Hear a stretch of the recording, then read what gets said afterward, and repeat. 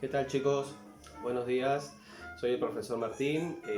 Vamos a hacer ahora la clase que corresponde a la guerra con España y al primer proyecto político que tuvo este país, el civilismo.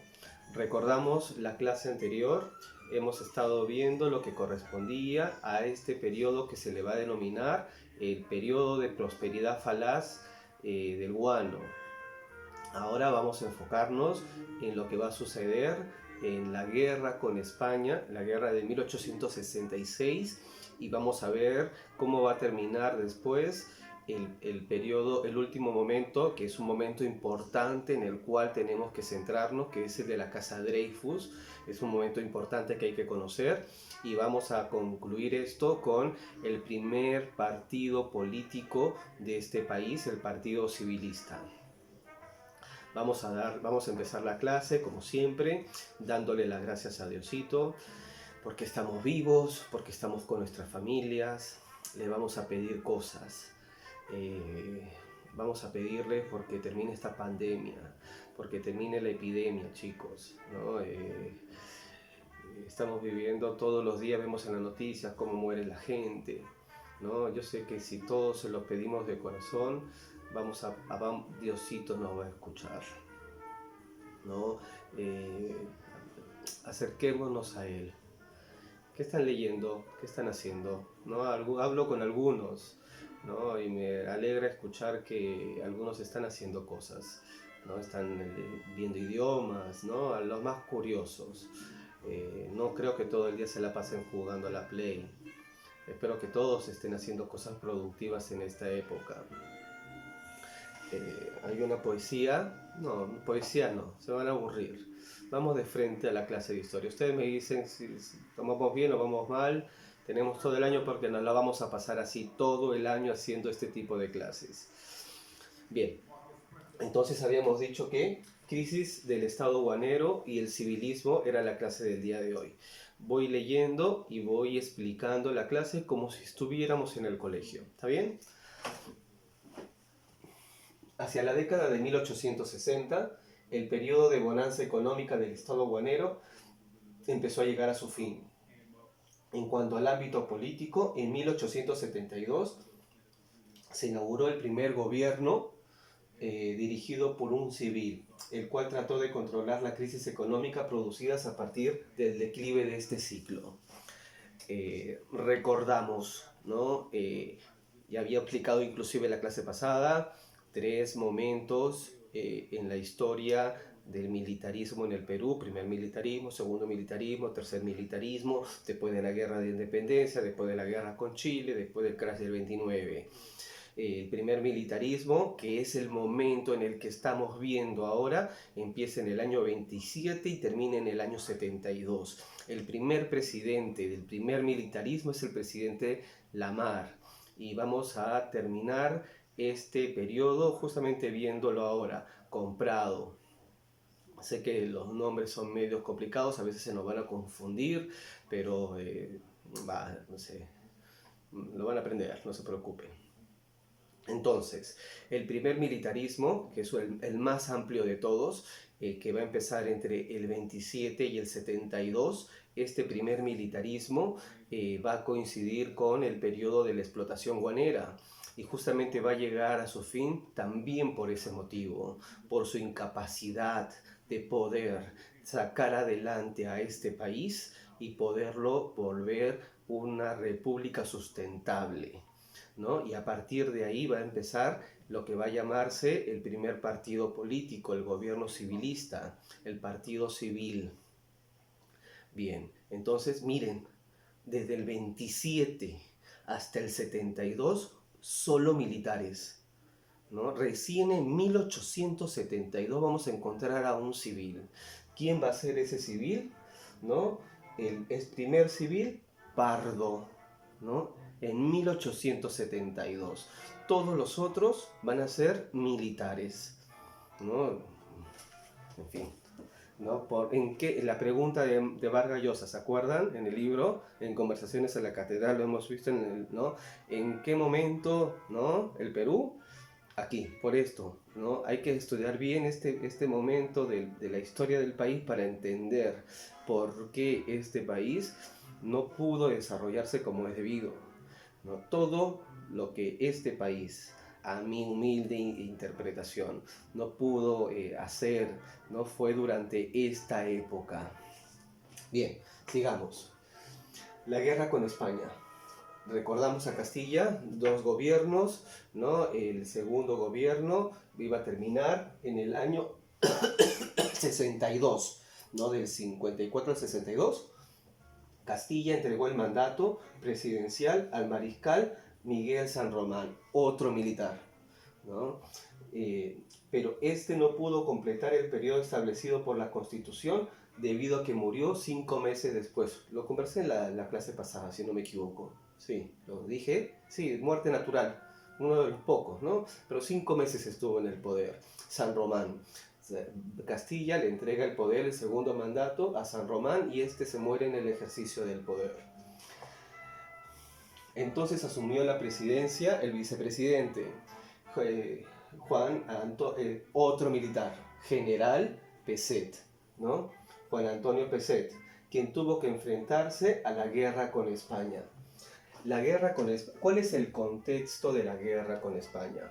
La guerra se inició dentro de un contexto caracterizado en un ámbito mundial por la expansión imperialista europea y en el ámbito nacional por el crecimiento de los ingresos del guano. No es una casualidad que España haya venido en este preciso momento a este lugar de aquí. España, el contexto internacional va a ser la colonización. Los países europeos van a empezar a colonizar Asia y África, se lo van a repartir como si fuera una tortita, ¿no? Todos los países africanos y todos los países asiáticos que pudieran llevárselos. ¿Cuáles van a ser estos países principalmente? Inglaterra, Francia, Bélgica, me estoy olvidando de varios, Alemania, pero España estaba relegado. Entonces, ¿qué va a hacer Alemania? Alemania va a querer retomar sus antiguas colonias. Mal, ¿no? Muy mal, le va a ir mal. Va a ser una estrategia también media tonta. Ahorita la vamos a ver cómo. ¿Por qué? Ese es el contexto internacional. El contexto internacional entonces es la colonización. La colonización es un momento en la historia en la cual los países europeos están intentando repartirse sus antiguas colonias en el África, en el Asia y España en América. Ahí van a hacer la doctrina Monroe, América para los americanos, pero no está pensando en nosotros cuando dice americanos, ¿no? Los gringos que dicen cuando dicen I am American, ellos están pensando en los de Estados Unidos, no están pensando en que un peruano es americano. Nosotros somos los indígenas que vivimos al sur del río Bravo, ¿no? Ellos son los únicos americanos. Sin embargo, la causa principal de la guerra fue la negativa española a reconocer la independencia peruana. Además, España se rehusó a entablar relaciones diplomáticas con el Perú, argumentando que se encontraba pendiente el pago de la deuda reconocida en la capitulación de Ayacucho, el 8 de diciembre de 1824. Es la que se lleva a cabo la última batalla, la batalla de Ayacucho. Son dos, la de agosto del 24 y la de diciembre del 24. La de agosto es en Junín y la de diciembre es en Ayacucho. En Ayacucho se sella en ese momento la independencia del Perú. Uno de las cláusulas de la capitulación de Ayacucho era que el Perú debía de pagarle una indemnización a España para que retire todas las pertenencias que tenía, sus tropas que estaban aquí. Entonces, y tenía que darle una fuerte cantidad de dinero. ¿Qué pasó? Todos los gobiernos que sucedieron, ninguno les pagó. Las deudas se pagan, ¿no? Y Perú se rehusó a pagarle a España con el argumento de que durante siglos España se había llevado las riquezas de este país, que quizás era verdad, pero entonces no lo pongo no lo firmo con un contrato. Si un contrato se respeta, va, qué sé yo, no sé, quizás tenían razón. Pero, ¿qué va a pasar? España va a decir, no me han pagado la deuda que me tienen. Y los peruanos van a decir, pero ustedes se llevaron, hasta ahorita los que seguimos escuchando, ¿no? Los españoles se robaron todo, bla, bla, bla, bla, bla, bla, bla, bla, bla. Entonces, España va a mandar, ese es el contexto de lo que va a ser la guerra con España. El contexto entonces es internacionalmente la colonización en el ámbito interno, el periodo de Guano, y que el argumento, el pretexto va a ser el que el Perú no había pagado la deuda que se había establecido en la capitulación de Ayacucho. Entonces, si no me pagas la deuda, yo tampoco te reconozco que tú seas un país independiente, ¿no? Seguimos. En 1862, España envió una supuesta expedición científica. En esta época, las expediciones científicas están de moda, ¿no? Todos los países europeos envían expediciones científicas por todo el mundo. Darwin, es la época, el contexto. Humboldt, Darwin, Inglaterra, Humboldt, Alemania, los italianos también, todos van a empezar a enviar expediciones científicas, los españoles también. Ellos van a enviar una expedición científica al mando de Pinzón, ¿no? Luis Hernández Pinzón va a ser el jefe, el almirante era su cargo de la expedición científica española. Cuando la expedición se encontraba en el litoral peruano, se produjo un incidente en la hacienda Talambo que dejó un español muerto. ¿Qué pasaba? Había una hacienda en el departamento de Lambayeque, en Chiclayo, que esta hacienda se llamaba la Hacienda Talambo.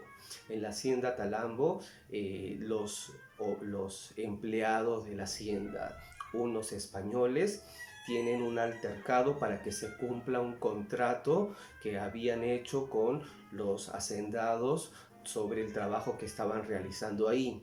Los hacendados se rehúsan a cumplirlo y los españoles se enfrentan contra ellos, y el resultado va a ser que uno de los españoles resulta muerto y otros tantos heridos.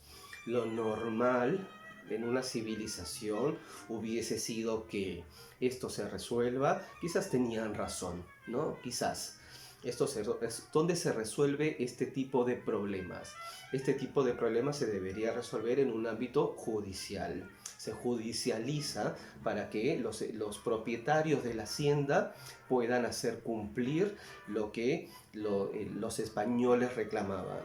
Pero van a usar, este comandante Pinzón va a usar este evento como un pretexto para invadir al Perú. Invadir no, amenazar al Perú. Vamos a seguir, vamos viéndolo.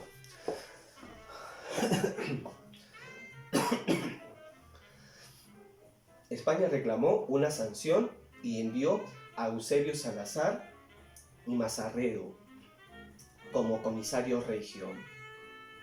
El Perú protestó porque ese título era válido solo para las colonias españolas. Por su parte, Salazar y Mazarredo acusó al Perú de querer iniciar una guerra y se retiró, ¿no? Entonces, ¿qué va a pasar, ¿no? En este conflicto, en este contexto, los españoles envían a un emisario especial de la corona española. El emisario especial de la corona española viene con el cargo de comisario regio. Y comisario regio era un cargo que se tenía desde la colonia y en el cual España enviaba una persona desde la corona española a investigar cuando algo ocurría aquí en sus colonias. Perú va a decir, no, este país ya no es tu colonia, no puedes enviar a un comisario regio. ¿A quién tendrías que enviar? ¿Quién me dice yo? Muy bien, Jordali, Saldo, ¿no? Nilton, ¿no? Maciel, tú. Un diplomático, ¿no? A un diplomático tuvieron que haber enviado, ¿no? A un comisario regio. Este comisario, cuando llega aquí, Perú le dice, no te vamos a recibir, porque tú ya no eres una figura que sea válida en la República del Perú. Entonces, este comisario, Salazar y Mazarredo, va a decir, ustedes quieren guerra, no sé de dónde sacó eso, ustedes quieren guerra y me voy. Pinzón va a aprovechar esto y dónde se va a ubicar, cuál es el contexto, dónde se encuentra en el nivel interno. Habíamos dicho que en el nivel externo el contexto era la colonización de las potencias europeas y en el nivel interno estamos diciendo que el contexto es la era del guano. La era del guano es una época en la cual este país tenía mucho dinero. ¿Dónde estaban las principales islas guaneras de este país? ¿Quién me levanta la mano? ¿Quién? Muy bien, ¿no? En Chincha. ¿Y dónde se va a ubicar Pinzón? En las islas de Chincha. ¿Por qué? ¿No? ¿Por qué no te ubicas en otro lugar? Justo se viene a ubicar en las islas de Chincha. ¿Para qué? ¿No? Es obvio, ¿no? Querían lo que había en las islas de Chincha, que era de donde había mayor cantidad de dinero en esta época. Seguimos. De querer iniciar una guerra y se retiró. Pinzón aprovechó esta situación y ocupó las islas guaneras de Chincha en abril del 64. Luego España envió a su armada de guerra y sustituyó a Hernández Pinzón por José Manuel Pareja. Y aquí van a hacer un tratado que ya Manuel Pareja ya no lo envía como comisario regio, sino como comisario plenipotenciario. Y va a ser un contrato con un expresidente de este país, Vivanco, Manuel Ignacio de Vivanco. Manuel Ignacio de Vivanco y Pareja van a firmar el tratado Vivanco-Pareja, por el cual el Perú se va a comprometer a pagar lo que le debía, ¿no? Entonces, para poder terminar esto, la gente no va a estar de acuerdo, no te queremos pagar nada, ¿no? Los peruanos somos así también, ¿no? Vamos a ver cómo siguen los hechos. Esperen. Sustituyen a Hernández Pinzón por José Manuel Pareja. El Perú buscó una salida diplomática al conflicto, así que en enero del 65 firmó el Tratado Vivanco-Pareja, por el cual aceptaba la autoridad del comisario regio y pagaba la deuda de la independencia. España, por su parte, mantendría la ocupación de las Islas Guaneras hasta que el Perú cumpliera sus obligaciones.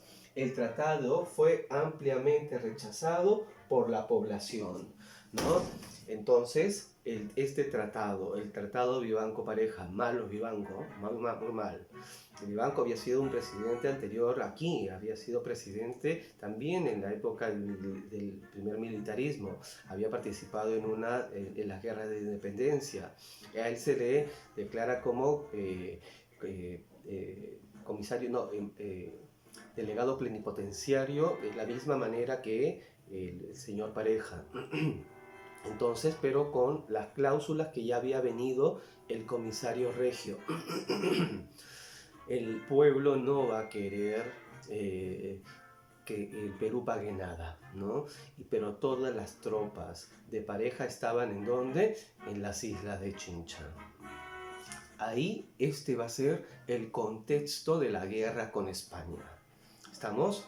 El pretexto, el contexto internacional, la colonización europea, a nivel nacional, la era del guano, el pretexto va a ser el incidente de Talambo que acabo de contar, los actores, va a ser Vivanco, el tratado Vivanco-Pareja y Pinzón como primer almirante que venía con esta expedición, perdón, con esta expedición libertadora, con esta expedición científica, perdón. Ahora vamos a ver.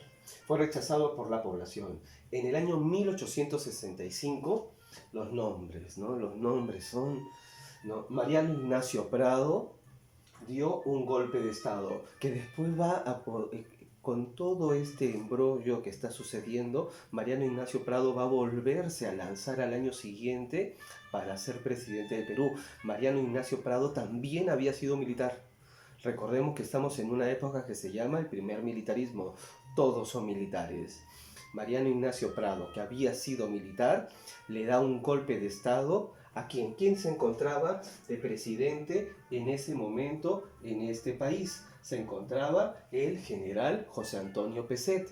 Mariano Ignacio Prado le da un golpe de estado a Pezet, ¿no? Prado rechaza el tratado y exige la retirada de la flota española, que era lo que la gente quería, y busca el apoyo de los países vecinos, Bolivia, Chile y Ecuador, ¿no? Rarísimo. 10 años después estamos en guerra con Chile. El primer combate ocurrió en el puerto de Aptao, en febrero del 66, en el que triunfó la escuadra conjunta peruano-chilena, ¿no? Que tenían una importante flota, ¿no? Habíamos dicho que durante el gobierno de Castilla se había encargado de modernizar la armada peruana, había comprado un montón de buques. Chile también, Chile siempre tuvo este afán expansionista, entonces tenía una armada excelente. Bolivia, un desastre, ¿no? Bolivia ni siquiera un barquito tenía, ni uno. ¿De quienes participan? Chile y Bolivia. Y ellos dos se enfrentan a la flota española que había venido. Vencen. ¿Y qué va a hacer los chilenos bajo? Van a bombardear Valparaíso. Y de ahí se van a venir hacia acá, hacia el Callao. El primer combate ocurrió en el puerto de Aptao en febrero del 66, en el que triunfó la escuadra conjunta peruano-chilena. En represalia, la Armada Española bombardeó el puerto de Valparaíso.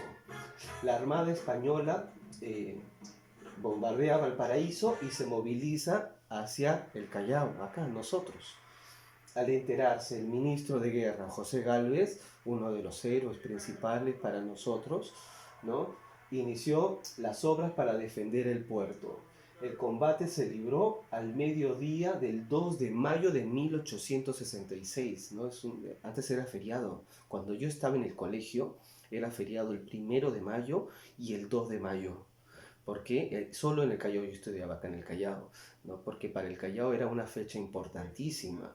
Mi papá es del colegio 2 de mayo y me contaba que cuando, papá tiene 80 años, ¿no? Me contaba que cuando él estaba en el colegio, ¿no?, era él la oportunidad porque habían muerto sus, ¿no?, compañeros del colegio, bueno, de sus profesores, qué sé yo, ¿no? Entonces era como la fecha para el colegio 2 de mayo. Era en esa época el colegio. Bueno, el papá nació en el 38, 39, ¿no? Bien viejo. Ante la tenaz resistencia peruana, la flota española se retiró, pero dejó grandes daños materiales y cerca de 2000 muertos, entre los que se encontraba el mismo Gálvez. ¿Qué había pasado? Todos. El combate de 2 de mayo es una fecha bien particular porque, con lo que les digo, José Gálvez, empieza a armar el Callao, ¿no?, para hacer la defensa. Utiliza como base principal el Real Felipe, el Colegio 2 de Mayo, que estaban en el puerto y antes no había nada en ese sector. Viene la escuadra chilena y empieza a bombardear el Callao. Desde ahí estaban todos los cañones apuntando hacia los lugares, hacia la escuadra chilena que se encontraba frente al Callao. Supieron defenderlo. Vinieron de toda Lima. Todo el Callao empezó a defender la soberanía nacional. Ahí empieza a surgir un sentimiento nacional. jóvenes de la edad de ustedes, chicos, de la edad del colegio, empiezan a pelear contra los españoles en esta batalla, ¿no? Ponen muros de resistencia, empiezan a apoyar a los soldados que estaban ahí. Recordemos que es 1866, el combate con cañones, hay que bombardear a la escuadra chilena que está frente a las costas del Callao. Dura todo el día, ¿no?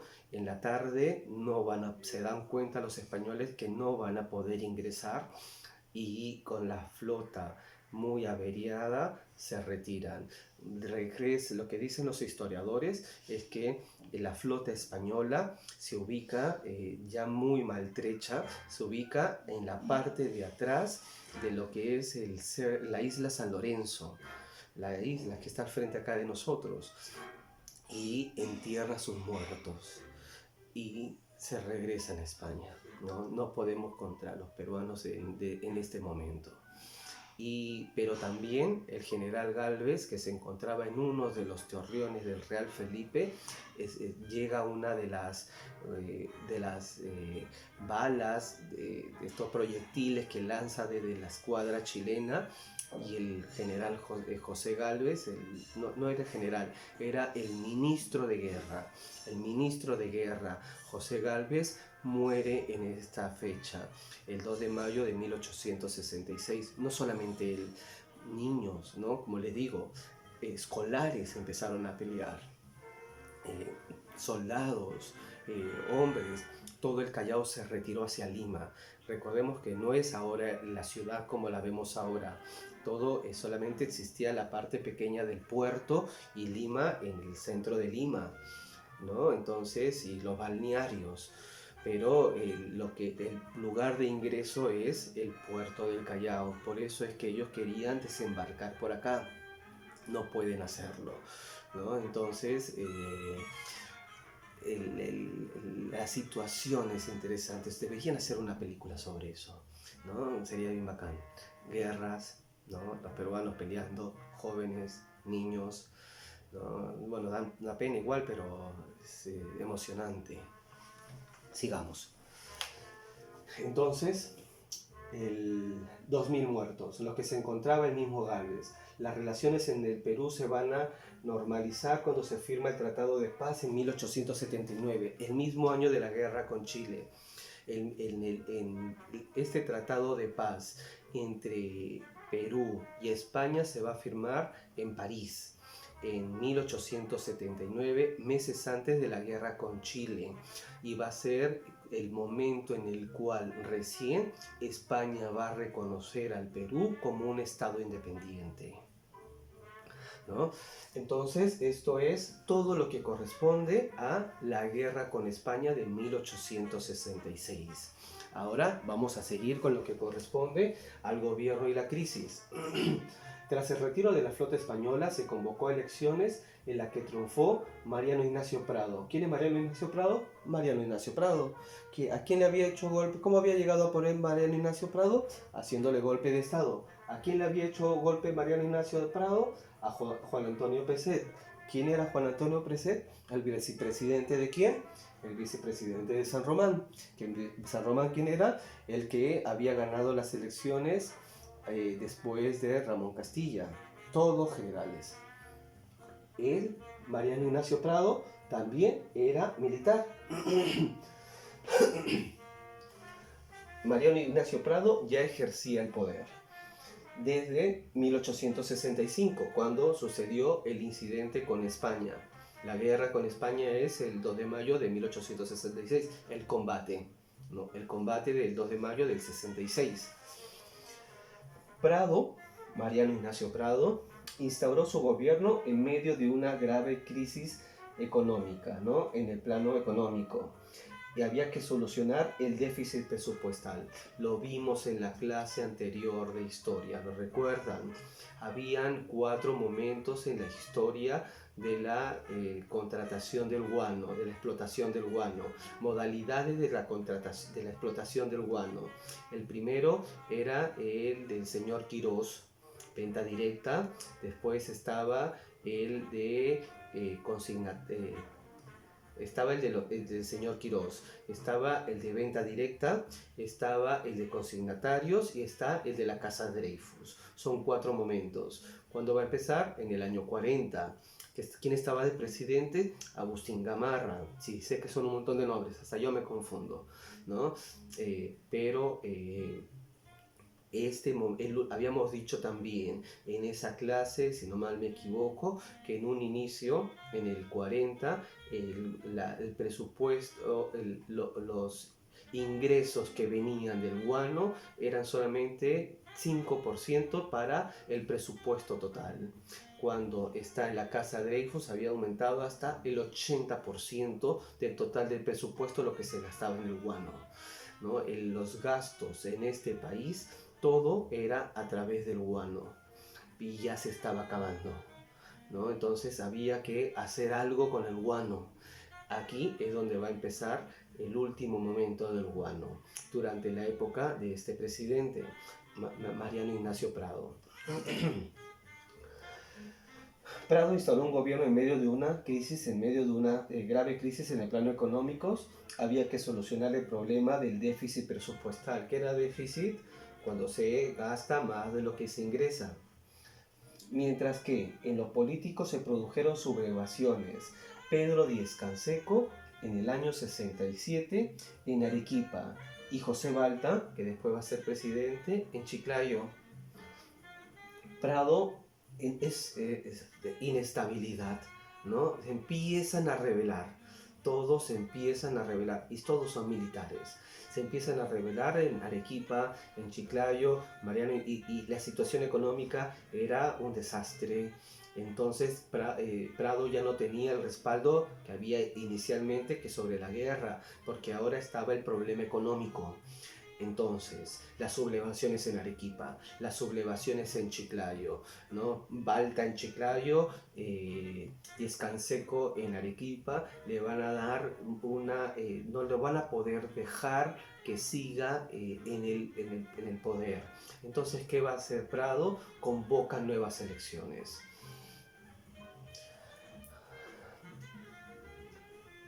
Prado convocó a nuevas elecciones en las que salió elegido Balta, quien gobernó entre el 68 y el 72. Después de haberse sublevado, gana una elección. Todo mal, ¿no? Me sublevo y gano una elección. En medio de constantes crisis, además tuvo que hacer frente al devastador terremoto del 68, ¿no? Ya hemos conversado sobre esto en la clase, ¿no? Este país ha tenido una serie de terremotos a lo largo de su historia. Vimos, me acuerdo del año pasado, si no mal no recuerdo, comentamos el terremoto de 1746, en el que toda la ciudad se destruyó, vino un maremoto hacia el Callao, destruyó todo el Callao, 1746. ¿No? 1860, ese es el terremoto de 1746, es el terremoto del siglo XVIII. El terremoto de 1868 es el terremoto del siglo XIX. Y el terremoto de 1940 y 1970, los terremotos del siglo XX. ¿Cuál será el terremoto del siglo XXI? ¿No? Pero cada siglo hay un terremoto que destruye todo. ¿Todo en qué sentido? El terremoto de 1746 vino acompañado de un tsunami que destruyó todo el Callao. El terremoto de 1868 no fue en Lima, fue en Arica, cuando Arica todavía pertenecía al Perú. Se destruye Arica, Antofagasta, Arequipa, Moquegua, se destruye toda la zona sur. El único puerto que tenía Bolivia también es destruido. Después de eso, un maremoto arrasa con el puerto de Arica. Todo Tacna destruido. 1868. Destrucción tras destrucción. Crisis económica, terremotos, ¿no? Todo mal, ¿no? Jerusalén de verdad, Jerusalén, ¿no? Entonces, Balta es elegido presidente entre el 68 y el 72 y al mismo tiempo hay este terremoto en Arica que destruye y que después del terremoto viene un tsunami y destruye el puerto de Arica, pero el terremoto de Arica no tan solo destruye Arica, sino destruye toda la zona sur del Perú. Como les dije, destruye a Trofagasta, que en ese momento era de nosotros. Trapacá, que en ese momento era de nosotros, destruye Arica, destruye Tacna, destruye Moquegua, destruye la ciudad de Arequipa. Balta, que había sido elegido en ese momento presidente del Perú, tiene que reconstruir toda la zona sur del Perú. Encima que nos encontrábamos en un momento económico terrible, viene un terremoto.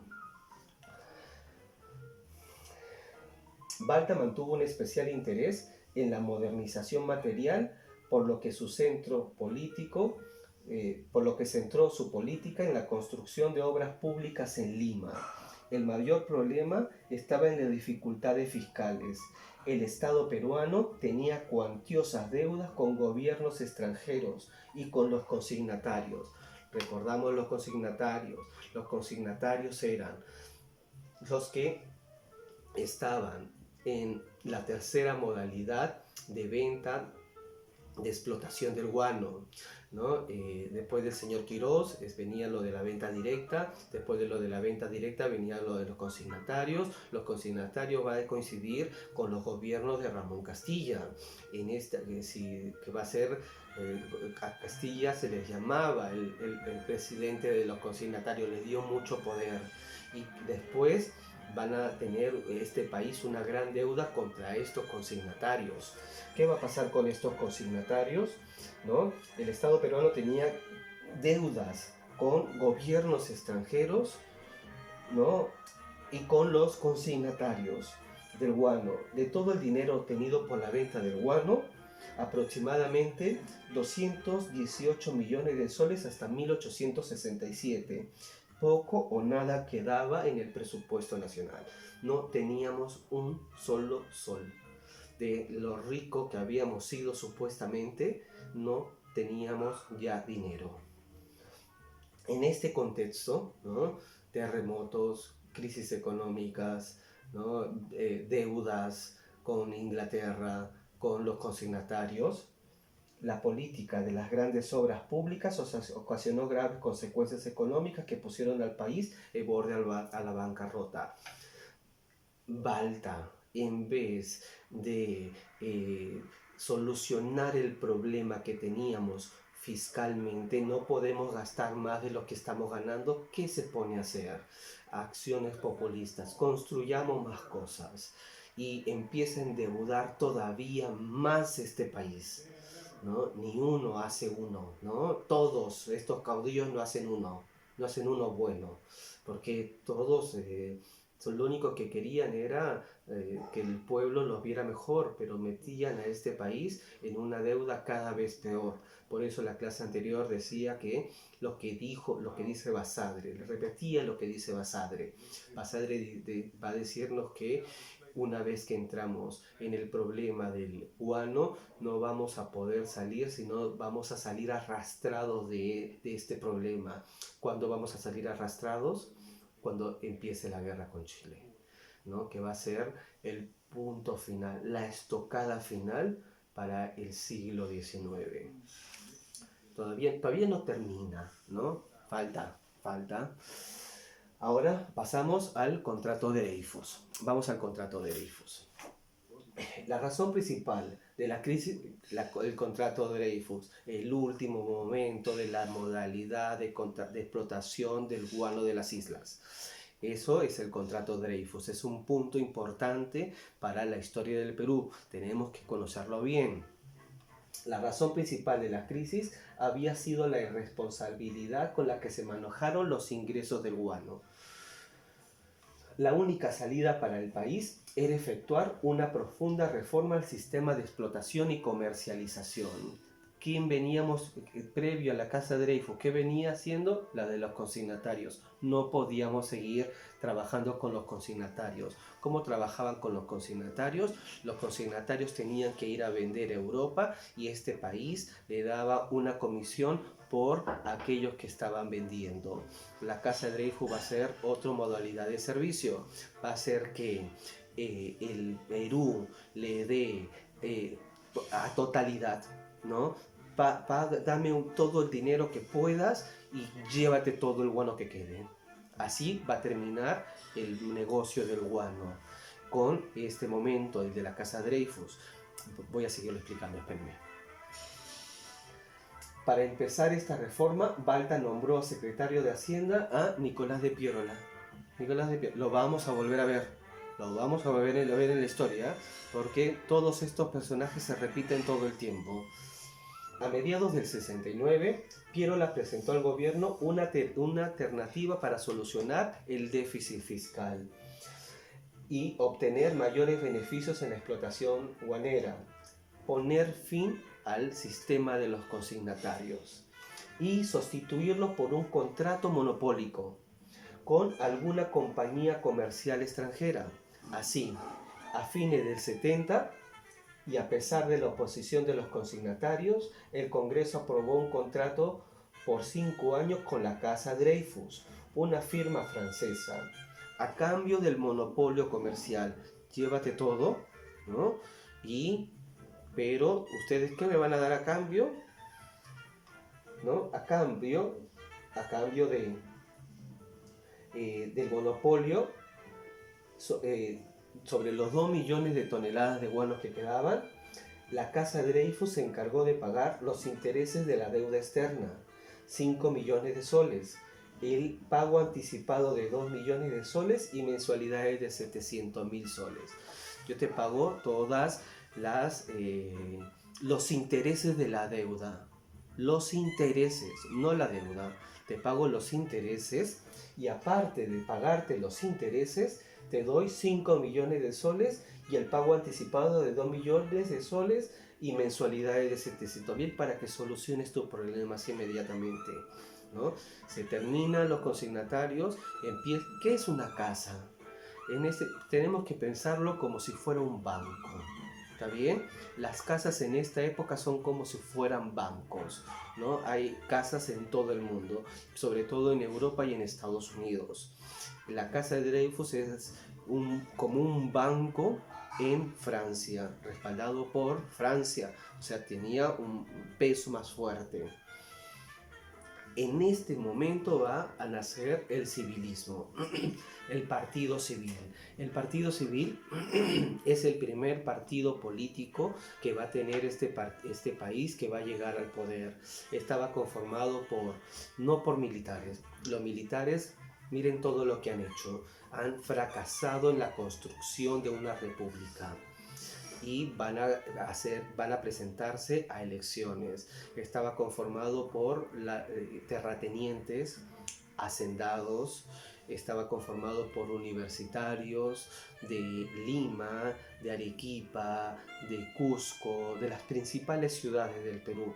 En esta época las principales ciudades del Perú estaban en el sur. Y son estas ciudades del sur las que van a conformar este primer partido político, que es un partido político de gente de muchísimo dinero, ¿no? Entonces, y son todos civiles, por eso se le va a llamar el partido civil. Basta de militares, los militares han arruinado a este país, entonces es hora de que nos hagamos cargo los civiles. Así van a llegar al poder, van a tener república práctica, república de verdad, orden. Este país lo que necesita es orden.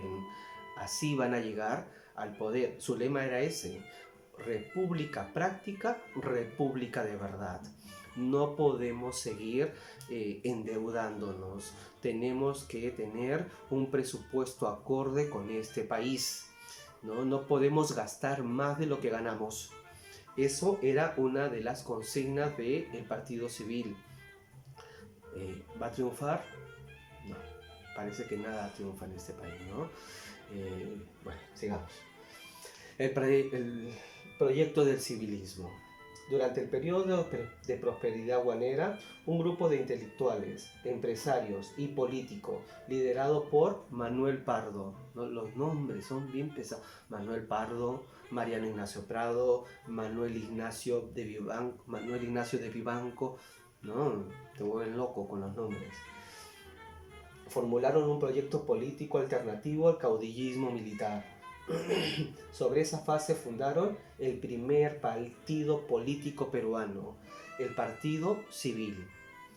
El proyecto de Pardo y del civilismo consistía en crear una república práctica, así se llamaba, república práctica, ese era su lema, república práctica, república de verdad. Esto significaba consolidar el proyecto republicano inicial, creando un Estado en el que la Constitución y las leyes fueran respetadas, que las dirigencias civiles legítimamente elegidas gobernaran. Basta de militares que estén haciendo golpe de Estado. Civiles que respeten la Constitución, que sean elegidos democráticamente como dice la Constitución, y que las instituciones tuvieran una administración eficiente para alcanzar el desarrollo del país. Los civilistas sostenían que estas reformas debían ir acompañadas de un programa económico que evitara el despilfarro de los recursos que estaba generando la venta del guano. Lo vimos en la clase pasada de historia. ¿En qué se gastaba la plata del guano? Burocracia civil, cosas de militares, ¿no? Construir ferrocarriles que no se terminaban, ¿no? Se despilfarra el dinero que estamos teniendo en este país. Que estaba generando la venta del guano y que promoviera el desarrollo productivo. Se creía que esto se lograría invirtiendo en la construcción de ferrocarriles, que reducirían los costos de transporte de los productos agrarios y estimularían la producción para el mercado urbano. Además, al vincular a los agricultores con un modo de vida occidental, recuerden que el primer censo, no es el primer censo 1865, si mal no me falla la memoria. El censo de 1865 va a decir que en este país el 65% de la población total van a ser 60%. El 60% van a ser indígenas, 60%. El 30% entre criollos y mestizos y el 10% de afrodescendientes. Esa era la población total del país, pero el 60% eran indígenas que vivían como en la época del Tahuantinsuyo, que vivían en lugares donde no habían carreteras, donde no sabían leer, no sabían escribir, poco educados. Entonces lo que quería Pardo, racista, las cosas que escribe Pardo sobre los indígenas, horribles, ¿no? Pero el proyecto civilista en general, del cual Pardo va a ser el presidente, va a querer occidentalizar a estos indígenas, ¿no? Les acabo de decir cómo estaban viviendo, de verdad como la época del Tahuantinsuyo. Y es el año, miren el año en el que gana es el 72, ¿no? Es el año en el que gana Pardo, ¿no? Además, se les podía... la modo de vida occidental, se les podía educar y civilizar. Estas medidas debían complementarse con una política educativa que privilegiara la educación primaria y la formación para el trabajo a fin de convertir a los indígenas en ciudadanos productivos. Pardo fue ministro de... se me fue. Fue un ministro durante la época de Balta. Y durante la época de Balta, Pardo quiso restablecer el tributo con otro nombre.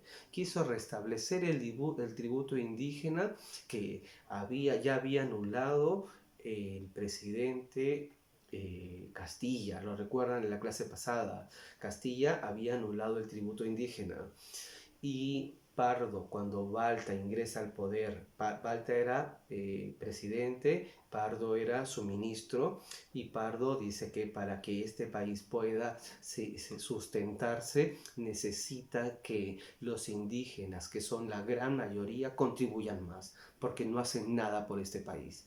Como le digo, decía cosas horribles de los indígenas, un racista horrible. El Partido Civilista va a estar emparentado con lo más racista de este país. Decía que los indígenas debían de pagar un impuesto, pero como Balta va a dejar el poder, esto va a quedar también sin efecto. Y también porque hubo levantamiento de los indígenas en la zona sur del Perú. La mayoría indígena vivía en la zona sur y era la zona más poblada en ese momento. Ahora Lima es la ciudad más poblada del Perú, pero no siempre fue así. En esta época del siglo XIX, las zonas más pobladas van a estar ubicadas en Cusco, ¿no? Y Puno. Van a ser las zonas del Perú más pobladas. Bien, no quería extenderme mucho, he tratado de correr y aún así son 50 minutos. Espero que les haya ayudado esta clase para comprender el tema. Discúlpeme por no haber subido el día martes el tema, pero estaba enfermito. Ahora ya estoy mejor, ¿no? Ya puedo hablar inclusive más rápido. Háganme su material de estudio, chicos, ¿no? Les hago el video con mucho cariño, ¿no? De verdad pienso en ustedes cuando están ahí, en todos ustedes, inclusive en los que nos están dejando. Pero igual, aunque seamos 2 o 3, lo hago con el mismo cariño. Estoy pensando en ustedes, saben que los quiero mucho y que están en mi corazón, ¿no? Espero que todo esto acabe pronto para podernos ver y estar en las clases, escuchando sus comentarios, sus preguntas, sus intervenciones. Tengan un buen día y hasta la semana que viene. Chao.